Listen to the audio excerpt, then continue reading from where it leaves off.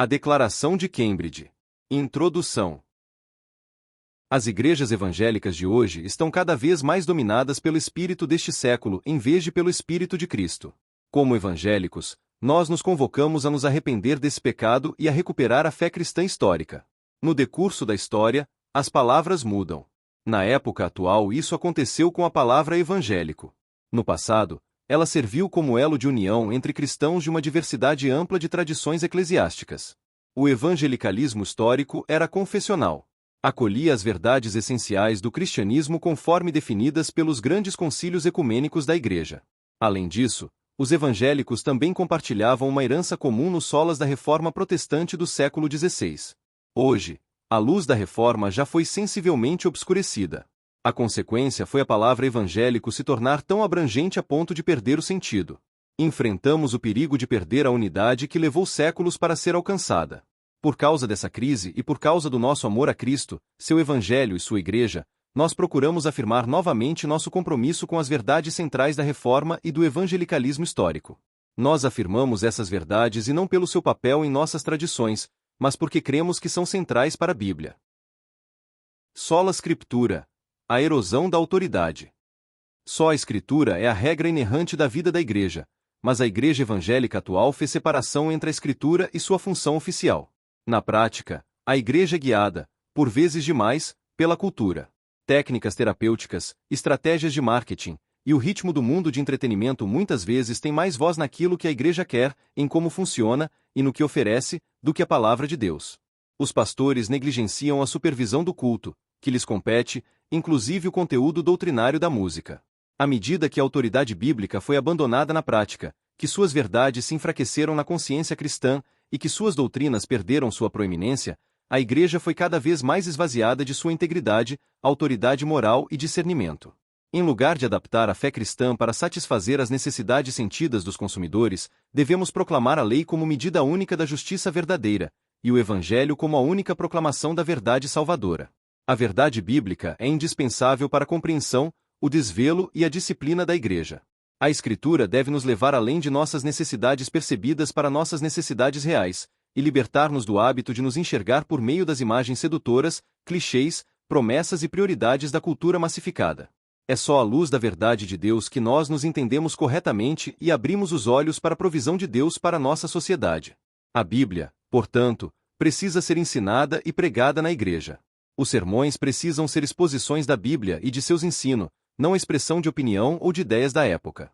Não devemos aceitar menos do que aquilo que Deus nos tem dado. A obra do Espírito Santo na experiência pessoal não pode ser desvinculada da Escritura. O Espírito não fala em formas que independem da Escritura. A parte da Escritura nunca teríamos conhecido a graça de Deus em Cristo. A palavra bíblica, e não a experiência espiritual, é o teste da verdade. Tese 1. Sola Scriptura. Reafirmamos a Escritura inerrante como fonte única de revelação divina escrita, única para constranger a consciência. A Bíblia sozinha ensina tudo o que é necessário para nossa salvação do pecado, e é o padrão pelo qual todo comportamento cristão deve ser avaliado. Negamos que qualquer credo, concílio ou indivíduo possa constranger a consciência de um crente, que o Espírito Santo fale independentemente de, ou contrariando, o que está exposto na Bíblia, ou que a experiência pessoal possa ser veículo de revelação. Solo Christus. A erosão da fé centrada em Cristo. À medida que a fé evangélica se secularizou, seus interesses se confundiram com os da cultura. O resultado é uma perda de valores absolutos, um individualismo permissivo, a substituição da santidade pela integridade, do arrependimento pela recuperação, da verdade pela intuição, da fé pelo sentimento, da providência pelo acaso e da esperança duradoura pela gratificação imediata. Cristo e sua cruz se deslocaram do centro de nossa visão. Tese 2. Solo Christus. Reafirmamos que nossa salvação é realizada unicamente pela obra mediatória do Cristo histórico. Sua vida sem pecado e sua expiação por si só são suficientes para nossa justificação e reconciliação com o Pai. Negamos que o Evangelho esteja sendo pregado se a obra substitutiva de Cristo não estiver sendo declarada e a fé em Cristo e sua obra não estiver sendo invocada. Sola Gratia. A erosão do Evangelho. A confiança desmerecida na capacidade humana é um produto da natureza humana decaída. Esta falsa confiança enche hoje o mundo evangélico, desde o evangelho da autoestima até o evangelho da saúde e da prosperidade, desde aqueles que já transformaram o Evangelho num produto vendável e os pecadores em consumidores e aqueles que tratam a fé cristã como verdadeira simplesmente porque funciona. Isso faz calar a doutrina da justificação, a despeito dos compromissos oficiais de nossas igrejas. A graça de Deus em Cristo não só é necessária como é a única causa eficaz da salvação. Confessamos que os seres humanos nascem espiritualmente mortos e nem mesmo são capazes de cooperar com a graça regeneradora. Tese 3. Sola gratia. Reafirmamos que na salvação somos resgatados da ira de Deus unicamente pela sua graça. A obra sobrenatural do Espírito Santo é que nos leva a Cristo, soltando-nos de nossa servidão ao pecado e erguendo-nos da morte espiritual à vida espiritual. Negamos que a salvação seja em qualquer sentido obra humana. Os métodos, técnicas ou estratégias humanas por si só não podem realizar essa transformação. A fé não é produzida pela nossa natureza não regenerada. Sola fide, a erosão do artigo primordial. A justificação é somente pela graça, somente por intermédio da fé, somente por causa de Cristo. Este é o artigo pelo qual a Igreja se sustenta ou cai. É um artigo muitas vezes ignorado, distorcido, ou por vezes até negado por líderes, estudiosos e pastores que professam ser evangélicos. Embora a natureza humana decaída sempre tenha recuado de professar sua necessidade da justiça imputada de Cristo, a modernidade alimenta as chamas desse descontentamento com o evangelho bíblico. Já permitimos que esse descontentamento dite a natureza de nosso ministério e o conteúdo de nossa pregação. Muitas pessoas ligadas ao movimento do crescimento da Igreja acreditam que o entendimento sociológico daqueles que vêm assistir aos cultos é tão importante para o êxito do Evangelho como é a verdade bíblica proclamada. Como resultado, as convicções teológicas frequentemente desaparecem, divorciadas do trabalho do ministério. A orientação publicitária de marketing em muitas igrejas leva isso mais adiante, apegando a distinção entre a palavra bíblica e o mundo, roubando da cruz de Cristo a sua ofensa e reduzindo a fé cristã aos princípios e métodos que oferecem sucesso às empresas seculares. Embora possam crer na teologia da cruz, esses movimentos à verdade estão esvaziando-a de seu conteúdo.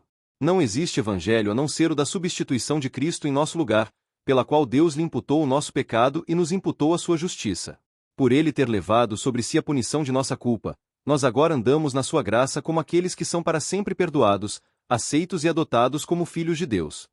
Não há base para nossa aceitação diante de Deus a não ser na obra salvífica de Cristo. A base não é nosso patriotismo, devoção à Igreja ou probidade moral.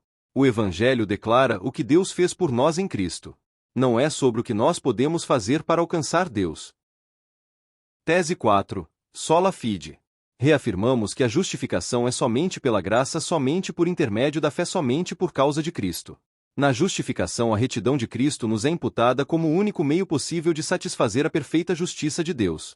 Negamos que a justificação se baseie em qualquer mérito que em nós possa ser achado, ou com base numa infusão da justiça de Cristo em nós, ou que uma instituição que reivindique ser igreja mas negue ou condene sola fide possa ser reconhecida como igreja legítima. Soli Deo glória.